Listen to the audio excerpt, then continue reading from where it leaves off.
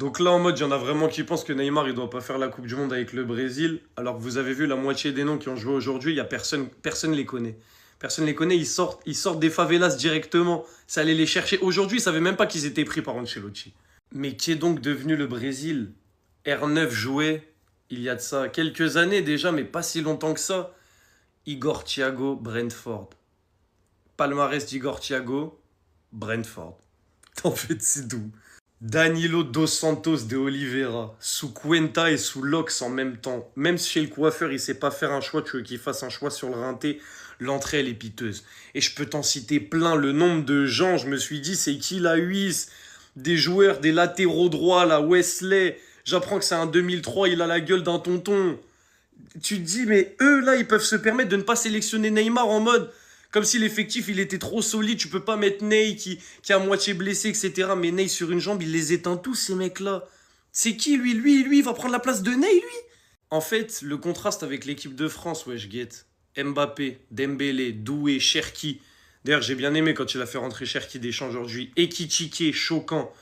Kolo Muani et Thuram, bon. Vas-y, mais Thuram, aujourd'hui, il a fait une petite talonnade. Et Kolo, vas-y, en Coupe du Monde. Merci pour tout. Olysée, c'est trop.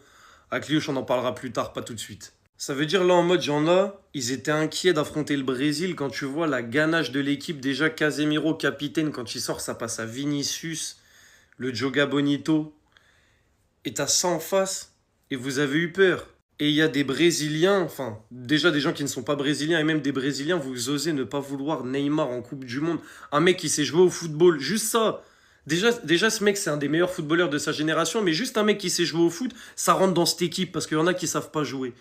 Et là, vous préférez des Danilo dos Santos, des Oliveira, des Igor Thiago par rapport à ce mec? Mais vous voulez qu'on s'attrape, en fait? Alors oui, on s'est fait peur à la fin. On a pris le rouge d'Upamecano, mais qu'on ne parle plus jamais de débat entre Brésil et équipe de France. Il n'y a plus photo. Voilà, c'est moi qui vous le dis, il n'y a plus photo. Faut même plus me parler du Brésil. Le seul truc de beau qu'il y a du côté du Brésil, c'est leur maillot, les gars. C'est leur maillot. Parce qu'au final, Kylian Mbappé, magnifique piqué qui arrive à ouvrir le score. Au final, après, je me suis dit, ça y est, on a gagné le match. Il y a Ekitike qui fait la même chose. Et au final, moi, je m'attendais à ce genre de match. Pas excellent, pas incroyable. Pourquoi? Parce que non seulement le Brésil est faible, et on sait très bien que l'équipe de France de Didier Deschamps joue d'une certaine manière. Alors moi, je mettrais pas la faute à l'équipe de France là aujourd'hui. Là, c'est simplement que le Brésil, en gros, c'est plus le Brésil d'à l'époque. C'est plus un Brésil vraiment fou, offensif. C'est un Brésil tout simplement nul, les gars. Faut se le dire. Et ça me fait de la peine de dire ça. C'est une équipe quand même historique. Le Brésil, c'est avant tout le football. Mais là, j'ai l'impression que c'est plus du football. C'est de la merde. Parce que Carlo Ancelotti, t'auras énormément de travail à faire, c'est moi qui te le dis. Parce que le seul but que vous avez marqué, c'est parce qu'on a reçu un carton rouge, les gars. Voilà. C'est pour ça que c'était assez chaud. Dans le bien, dans le oui, non. Les gars, c'est la trêve internationale. On n'a que ça à se mettre sous la dent. Je me mets dans le thème, petit maillot du Brésil. France-Brésil, victoire de la France 2-1. Je vais même pas faire un débrief du match. Moi, je vais juste parler du Brésil. Le Brésil, même si on a dit effectif diminué, il y a quand même des blagues sur le 11. C'est pas possible, là, ce que vous nous avez proposé. J'ai vraiment pas aimé, hein. Parce que déjà, la réduction du score provient du fait que la France était en infériorité numérique. Parce que sans ça, le Brésil se faisait éteindre par la France. Franchement, les gars, à côté brésilien, je sais même pas s'il y a un nom qui me ressort en tête. Allez, on va dire le petit Luis Enrique. Franchement, j'ai bien aimé son entrée. Lui, je veux le voir plus souvent. Vinicius, mon frère, tu sais que je t'apprécie bien. Mais ton match, là... Bizarre, hein. Il est mid un peu. Mais bon, mon frère, je vais pas t'attaquer, tu vois. Moi, je sais que t'as la tête à la double confrontation face au Bayern. Tu tombes à les couilles de ce match, donc t'inquiète. Mais bon, les gars, on va pas juger ce Brésil sur ce match-là. Voilà, il y avait beaucoup d'absence. C'était pas le 11 titulaire. On va attendre qu'il y ait le 11 titulaire pour réellement juger ce Brésil. Et Carlo, oublie pas, tu me ramènes le Ney. Rappelle Neymar, Piqué au vif, Kylian et Ekitike qui font subir le même sort à Ederson. Victoire 2-1, malgré le carton rouge d'Upamecano à la 55e. La sélection, elle est finie, elle est cuite. Même en gros, même sans condition physique, le talent de Neymar, il joue tous les jours dans ce Brésil-là. Il n'y a aucune qualité technique. C'est devenu une équipe de sprinters, aucune âme, aucun leader. Rappelle-le. Pour le bien du football, pour le bien du Brésil.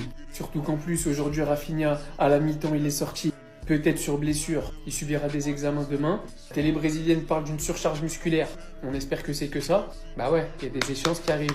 Mais je suis désolé de vous le dire. Le Brésil n'a pas le niveau de l'équipe de France. Les images sont sympas, les retrouvailles sont sympas, l'histoire entre ces deux nations est sympa. 15 ans que la France n'avait pas botté le Brésil. Mais la réalité est là. L'écart de niveau qui existe aujourd'hui entre la France de Didier Deschamps, qui a fait jouer Hugo Ekitike, ailier gauche. Et il n'y a pas photo en fait. Aujourd'hui, battre le Brésil, c'est banal. C'est comme le Barça qui bat le Real au Camp Nou. C'est banal. La plus grosse dinguerie de ce match, en fait, c'est que le plus dangereux du Brésil, c'était pas lui, ni lui. C'était pas lui. Il a été un peu plus dangereux que les autres, mais c'était pas lui aussi. C'était Bremer, un défenseur central. Mais qu'est devenu le Brésil, s'il vous plaît? C'était pas une légende. Ce n'était pas une légende. Le niveau des joueurs offensifs brésiliens quand ils jouaient avec le Brésil, mais wesh! Non, je sais pas, peut-être qu'on regardait le Mozambique contre l'équipe de France. Non, pardon, avec tout le respect pour le Mozambique. Vinicius Pocket par ce mec Malo Gusto. Et en plus, il a pas eu du mal à le mettre dans sa poche, un peu comme si c'était... Non, il l'a mis dans sa poche comme s'il rangeait ses clés. Rafinha, on m'a dit que... Ouais, mais non, mais en sélection, c'est meilleur que Vinicius. MDR. Mais la totale, c'est pas ça. J'ai vu que le joueur le plus dangereux du Brésil, c'était Bremer. J'ai dit non, en fait, j'ai compris. Le Brésil, c'est plus ce que c'était. Après, maintenant, oui, c'est qu'un match, on va pas juger, c'est les préparations. Mais je vous jure que Vinicius, c'est pas son premier mauvais match avec le Brésil. Je ne sais pas ce qui se passe dans leur tête, comme le journaliste avait posé la question à Kolo Muani, quand il décide de se vêtir de la tunique du Brésil. Mais c'est inquiétant! C'est inquiétant! On a tous vu le match du Brésil ce soir. Même sur une demi-jambe, sous alcool, sous carnaval, sous 25 de général en vitesse, les gars. Rappelez-le en sélection, ce mec-là. Le public ne s'est pas trompé, hein. Ils ont chanté. Hein. Olé, olé, olé, Neymar, Neymar. À la fin du match, ils en pouvaient plus. Parce que quand j'ai vu ce mec-là, volume de jeu, intensité, c'est pas ça le Brésil. C'est pas ça le Brésil. Je vois ce mec-là à sa place, ça me fait du mal. Rafinha, désolé.